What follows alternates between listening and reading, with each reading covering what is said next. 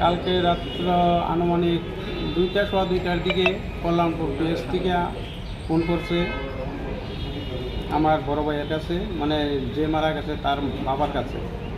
হ্যাঁ, তো যে পিএস থেকে ফোন করে বুঝতে প্রতিমা নাথ চৌধুরী তার স্বামী তারে মারধর কইরা খুবই একদম সিরিয়াস অবস্থা, আপনারা কয় হাসপাতালে আইয়েন। আমরা কয় হাসপাতালে লয়ে যাইতেছি, সঙ্গে সঙ্গে আমরা সবাই আইছি কয় হাসপাতালে।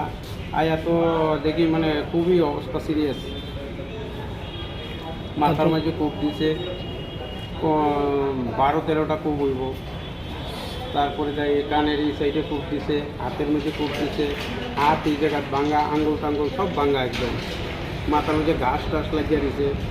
এই হাসপাতাল থেকে জিবি রেফার করছে। জিবি আনার পরে 15 মিনিট পরেই মারা গেছে। কি নাম মেয়ের?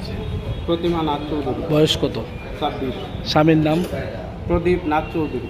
কতদিন হয়েছে বিয়ে হয়েছে তারা? 17 লাস্টের দিকে সম্ভবত।